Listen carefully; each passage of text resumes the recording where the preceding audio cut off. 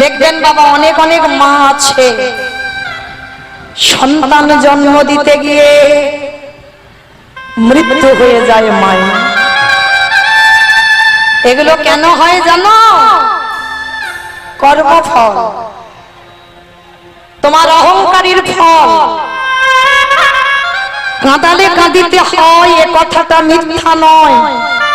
তুমি যদি জীবনে কাউকে না কাঁদাও তোমার জীবনে কান্না রিটার্ন আসবে না। তুমি যদি জীবনে কাউকে দুঃখ না দাও তোমার জীবনে কোনোদিন দুঃখ হবে না। তুমি কোনো না কোনোদিন কোনো কারোর ধন যদি চুরি না করো তোমার সম্পদ চুরি কোনোদিন হতো না। এইগুলো বাবা অনুভূতি, জানতে হবে, ভাবতে হবে। আমি করে রেখেছি, দোষ কারোর উপরে চাপাবো না, দোষটা আমার নিজে। কোনদিন আমি অন্যায় করে রেখেছিলাম যার মাসুল আমাকে এ জীবনে দিতে হচ্ছে। এইগুলো ভুলে যাবেন না, এগুলো অনুভব করতে হয়। কেন তুমি কাঁদবে? তুমি যদি না কাউকে কাঁদাও। প্রতিদিন মা মোহিনী ভগবানের চরণে বসে বসে কাঁদে। একদিন আমার ভগবান কৃপা করে মোহিনীর গর্ভে কাউকে পাঠালো। নারী জাতি তো বুঝতে পেরেছে, অনুভব করেছে মা হবে। আর যখনই মোহিনী অনুভব করতে পেরেছে যে আমি মা হব, যারা যারা কত গালিগালাজ করত তোর মুখ দেখা মহাপাপ, তাদের বাড়িতে বাড়িতে গিয়ে মোহিনী জানাচ্ছে, কিরে দেখলি তো আমি কেমন অসাধ্যকে সাধন করেছি। ভগবান বাধ্য হয়েছে আমার গর্ভে সন্তান দান করতে। অহংকার। আর আমার ভগবান সবকিছু সহ্য করে মা, কিন্তু ভক্তের দুটো বস্তু সইতে না রে। এক হলো ভক্তের অহংকার, আরেকটি বস্তু হলো কোন ভক্তের চোখের জল।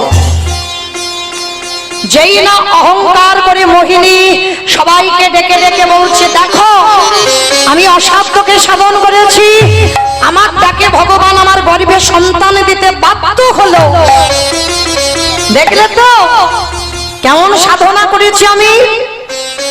ভগবান মন্দিরে বসে চমকে উঠেছে, মোহিনী সন্তানের এখনো জন্ম দিলে না, তার আগে তোমার অহংকারে পা মাটিতে পড়ছে না। তবে মনে রেখো মোহিনী, এই অহংকারের জন্য আমি তোমাকে ছেড়ে দেব না। ভগবান দৈববাণী করল, মোহিনী মোহিনী যে সন্তান তুমি গর্ভে ধারণ করলে ওই সন্তানের তুমি জন্ম দেবে, কিন্তু আমি তোমাকে অভিশাপ দিয়ে রাখলাম এই সন্তানে কোনদিন তুমি মুখ দর্শন করতে পারবে না, পারবে না, পারবে না। মোহিনী চমকে উঠল, কে তুমি? কে তুমি? আমি সন্তানের জন্ম দেব, আমি সন্তানের মা, আর আমি ওর মুখ দেখতে পাবো না? চলে যাও, চলে যাও এখান থেকে। বুঝতে পারলো না কে অভিশাপটা দিয়ে গেল। তো আজকের মোহিনী বুঝতে পারলো না, মা ভগবান দৈববাণী করলো যে সন্তানের জন্ম দিবি কিন্তু মুখ দেখতে পাবি না। দিনে যায়, মাসে যায়, বছরে যায়,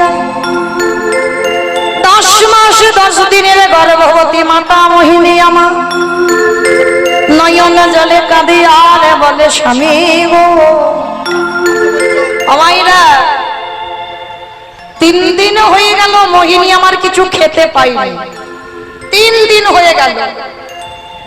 যদি কোনো গর্ভবতী মা 3 দিন কিছু খেতে না পায় তার কত কষ্ট হয় বলেন তো। আমরা তো মা, আমরা জানি, আমরা বুঝি। আর যারা মা হয়নি তারা বোঝে না, যারা জানেও না। 3 দিন কিছু খাচ্ছে না, কারণ ভিক্ষায় কিছু পাইনি আর খাওয়াও হয়নি। তা মোহিনী স্বামীকে বলছে, স্বামী যাও না, আমার জন্য তুমি কিছু ওই গ্রাম থেকে একটু ভিক্ষা করে আনো। যাও না স্বামী, বড্ড খিদে পেয়েছে। মোহিনী, তুমি এখন ভালো আছো তো? হ্যাঁ স্বামী, আমি ভালো আছি। তুমি আমার জন্য একটু খাবার এনে দাও। ঠিক আছে, তুমি থাকো, আমি দেখি তোমার জন্য কি খাবার পাই। হীরা চন্দাল বেরিয়েছে, ভগবান ডাক দিল, পবন দে,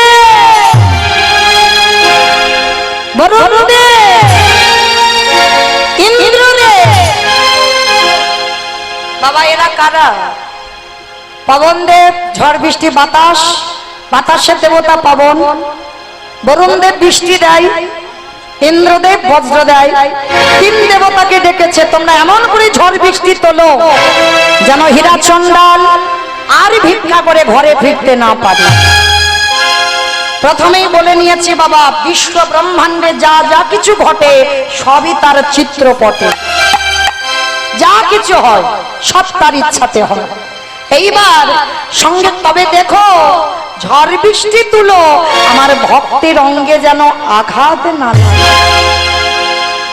কারণ ভক্ত আমার মাতা পিতা, ভক্ত আমার গুরু, ভক্ত আমার রেখেছে নাম বাঞ্ছা কল্প। ভক্ত যেদিন সেবা দেয় সেদিন সেবা পায়, ভক্ত যেদিন না দেয় সেবা উপবাসে যায়। ভক্ত দেয় বলি এত দাম, আরে ভক্ত যদি না দেয় আমাদের কোনো ভগবানের কোনো দামই থাকবে না। এই যে ভক্তগুলো আমার দাম দিচ্ছেন ভগবত সেবার জন্য, কৃপা হবে না মনে করেছ? এ জন্মে না হয়, সাধিতে সাধিতে যদি কৃষ্ণ কৃপা করে এ জন্মে না হয়, জন্ম জন্মান্তর কোনো না কোনো জন্মে তার রাতুর চরণে আশ্রয় হবে, এ কোনো ভুল নেই। তাছে হীরা চন্দাল ঘর থেকে যেই না বেরিয়েছে, একটা বাড়ি থেকে চাল ডাল আলু সবজি অনেক কিছু পেয়েছে। আজকে রান্না করে নিজের হাতে মোহিনীকে খেতে দেবে হীরা চন্দাল। আর যখনই বাবা চাল ডালটা পেয়ে বাড়িতে আসবে, ওই ঝড় বৃষ্টিতে হীরা চন্দাল আর এগোতে পারছে না। এত ঝড় বৃষ্টি, একটা গাছের তলায় বসে আছেন, আর এদিকে ঝড় বৃষ্টি শুরু হলো, আর ওদিকে মায়ের প্রসব যন্ত্রণা শুরু হলো। ভগবানের লীলাটা কেমন দেখুন, ভক্ত জন্মাবে ঘষে মেজে নেবে না, যে সহ্য করতে পারে কিনা দেখে। এদিকে ঝড় বৃষ্টি আর ওদিকে প্রসব যন্ত্রণা শুরু। এত অসহ্য যন্ত্রণা, মোহিনী চিৎকার করে কাঁদছে, কেউ কি নেই, কেউ কি নেই যে একবার আমার কাছে কেউ একজন আসে। মোহিনী মা আমার প্রসব যন্ত্রণায় ছটফট করে কাঁদতে কাঁদতে মোহিনীর কোল আলো করে ফুটফুটে একটা কন্যা সন্তানের জন্ম হলো। কিন্তু মেয়েটার জন্ম দিয়ে ভগবানের অভিশাপ মতো মোহিনীর মৃত্যু হয়ে গেল। হীরা চন্দাল জানে না, হীরা চন্দাল বোঝে না, হীরা চন্দাল জানেও না, বুঝতেও পারেনি। আর এদিকে মেয়েটার জন্ম হলো, ওদিকে ঝড় বৃষ্টি মা থেমে গেল। হীরা চন্দাল তাড়াতাড়ি করে বাড়িতে ফিরছে, আর বাড়িতে এলেই আমার স্ত্রীকে অন্তত একটু সেবা দিতে পারবো। বাড়িতে আসছে, এসে দরজা ধাক্কা দিচ্ছে, মোহিনী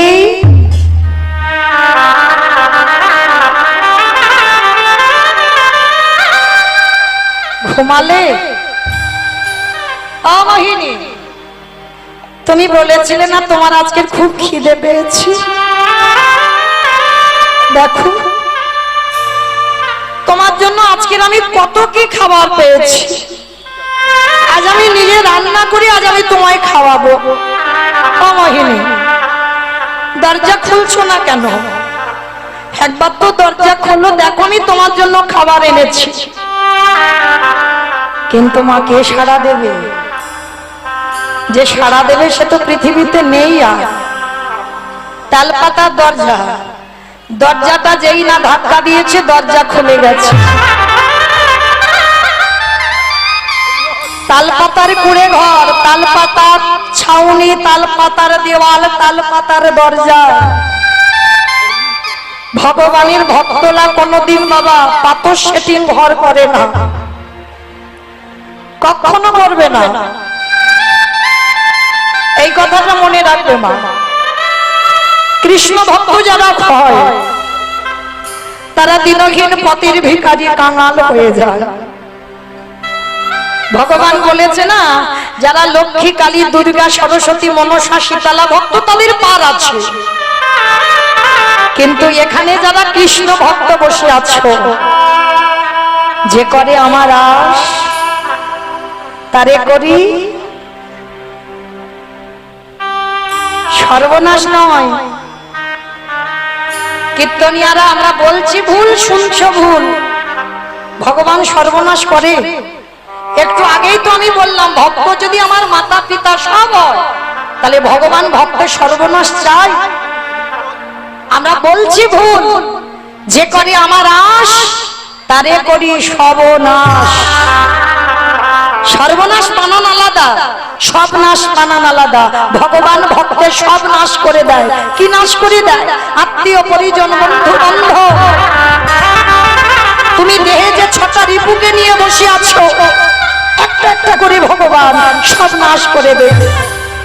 যাকে সব থেকে তুমি বেশি ভালোবাসবে, প্রথমবারেই ভগবান চিরজনমের মতো তোমার কাছ থেকে তাকে কেড়ে নেবে। কেড়ে নেবার পরেও যদি তুমি না চরণ ছাড়ো, তারপর ভগবান বললেন আমি হয়ে যাই সেই দাসের অনুদাস। ও যে ভক্ত বড়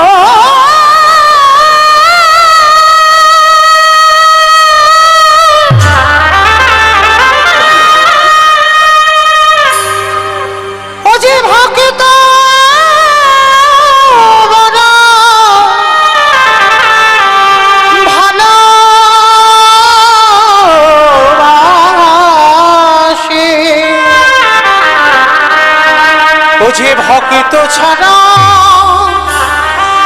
ভক্ত ছাড়া রহিতে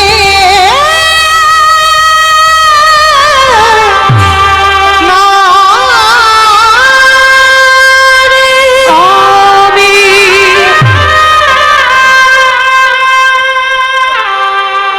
সুখের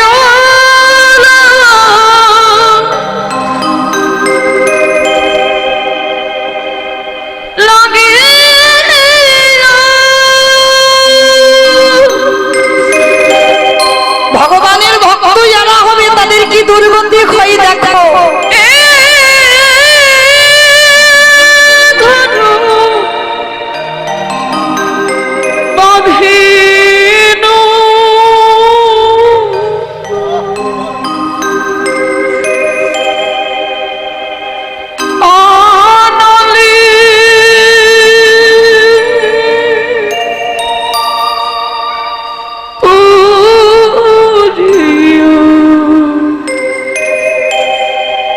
গেল রে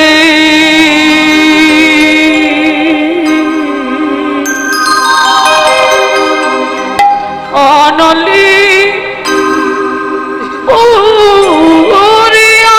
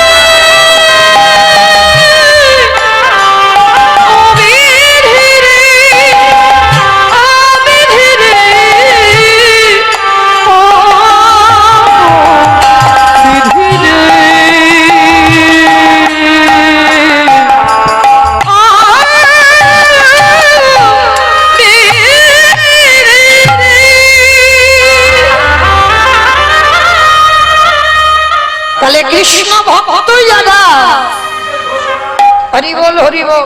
কীর্তন চলাকালীন মঞ্চে কেউ উঠবে না। প্রত্যেকটা দর্শকবৃন্দের কাছে আমাদের বিশেষভাবে অনুরোধ, কীর্তন চলাকালীন মঞ্চে কেউ উঠবেন না। মঞ্চে কেউ উঠবেন না, এটা কমিটির সিদ্ধান্ত। কীর্তন চলাকালীন মঞ্চে উঠবেন না। নিতাই গৌর প্রেমানন্দে হরি বল হরি বল হরি বল হরি বল। বিরাট সন্ধান যেই না দরজাটা খুলল, গিয়ে দেখে না স্বামীর মৃতদেহ পড়ে আছে। হীরা চন্ডাল জানে না যে স্বামী স্ত্রীর মৃত্যু হয়ে গেছে। যেই না গিয়ে দেখেছে পাশে একটা ছোট্ট মেয়ে। বাবা তো কোনোদিন বাবা বলা সম্পদ দেখেনি গো। মেয়েটাকে কোলে করে আগে তুলে নিয়েছে। অমোহিনী, মোহিনী গো, দেখো না, তুমি বলেছিলে না তোমার মতো একটা মেয়ে হোক, তোমাকে আর কেউ কোনোদিন বলবে না তুমি নিঃসন্তানী। কেউ কোনোদিন বলবে না যে তোমার হাতের দান শুদ্ধ নয়, তোমার হাতের দান কেউ নিতে চাইবে না, কেউ বলবে না। একবার চেয়ে দেখো, তোমার মতো একটা কি সুন্দর মেয়ে হয়েছে। কিন্তু কে সাড়া দেবে? যে সাড়া দেবে সে তো পৃথিবীতে নেই। অঙ্গটা স্পর্শ করে দেখলো অনেক আগেই মোহিনীর মৃত্যু হয়ে গেছে। নাসিকায় হাত দিয়ে দেখলো নিঃশ্বাস করছে না। চিৎকার করে ডাক দিল দয়াময়।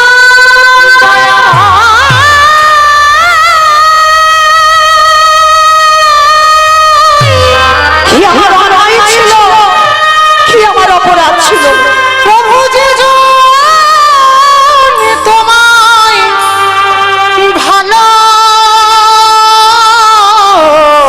ভালোবাসে,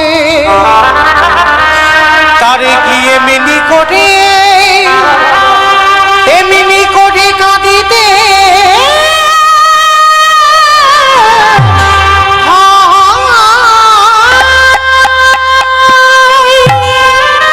এবার তুমি বলতে পারো ওই একদিনের বাচ্চাটা রেখে যে ওর মা চলে গেল, আমি কি করে ওই মেয়েটাকে বাঁচাবো?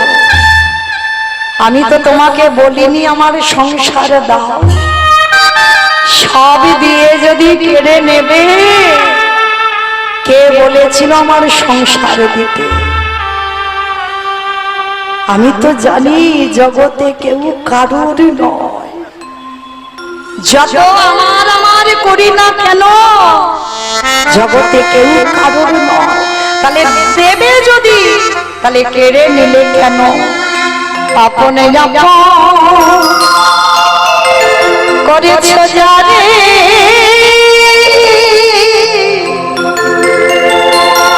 বন্ধু সে তো আপনে দিনে ফুরালে বুঝবে তখন আপনে যে মনের আপন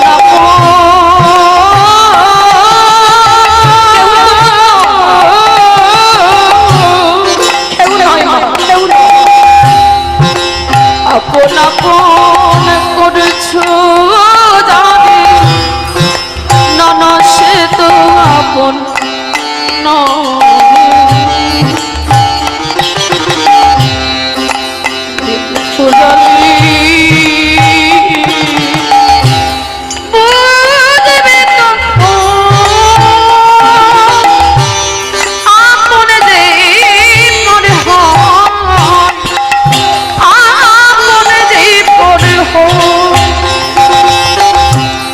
ভাই বলো বন্ধু বলো,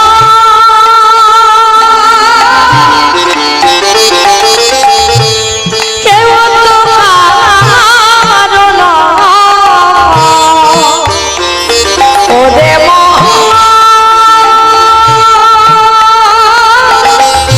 কেউ তো কারো নয়।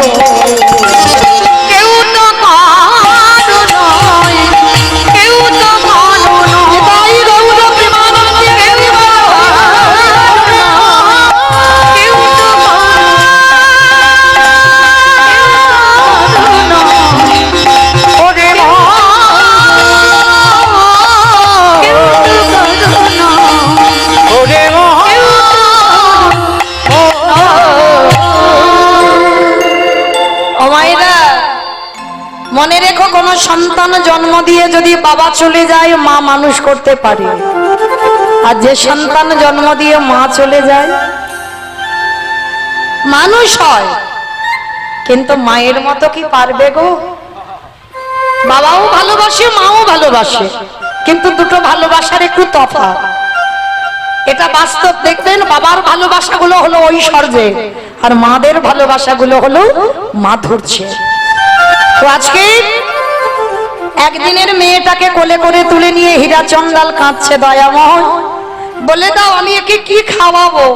আমি আজকে লোকের বাড়ি যাব, আজ দেবে, কাল দেবে, পরশু দেবে, তারপরের দিন তো দেবে না, তাহলে আমি একদিনের বাচ্চাকে কি করে মানুষ করব? তুমি তো আমাকে নিতে পারতে, ওর মাকে তো বাঁচিয়ে রাখতে পারতে। ভক্ত যখন কাঁদছে, ভগবান আর থাকতে পারলো না। ভগবান কি করেছে জানো? ভক্ত বাৎসল্য ভগবান স্বর্গ থেকে একটা কাম ধেনুকে পাঠিয়েছে। এই স্বর্গের কামধেনু, বাবা, এই কামধেনুর একটা নিয়ম আছে। কি নিয়ম? না, এর কাছে বাবা যে যা চায় তাকে তাই দিয়ে দেয়। সোনা দানা টাকা পয়সা মণি মাণিক্য যা চাইবে এই কামধেনু তাকে তাই দিয়ে দেবে। তো কামধেনুটা ওই হীরা চন্দালের দরজার ধারে এসে হাম্মা হাম্মা রবে ডাকছে। হীরা চন্দাল ছুটতে ছুটতে গাভীটার কাছে গেছে, আর গিয়ে বাবা একটা পাত্র গাভীটার উদরের নিচে দিয়েছে। গাভী, আমার একটা মেয়ে জন্ম নিয়েছে রে, ওর জন্ম দিয়ে ওর মা মরে গেল, কৃপা করে আমার মেয়েটার জন্য একটু দুগ্ধ দিবি। ও তো ভগবানের পাঠানো দুধ। যেই না বলা, সঙ্গে সঙ্গে মা গাভীর দুগ্ধ দহন করতে হলো না, আপনি থেকে গাভীর বাঁধ থেকে দুধ পড়ে পাত্রটা ভরে গেল। হীরা চন্দাল স্ত্রীর দাহ কাজ সম্পূর্ণ করে ওই একদিনের মেয়েটাকে ওই দুগ্ধ খাওয়ায়, কিন্তু ওই গাভীটা মাতৃস্নেহে মানুষ করে। প্রতিদিন সময় মতো গাভীটা আসে, ওই মেয়েটার জন্য দুধ দেয়, আবার গাভী চলে যায় প্রতিদিন।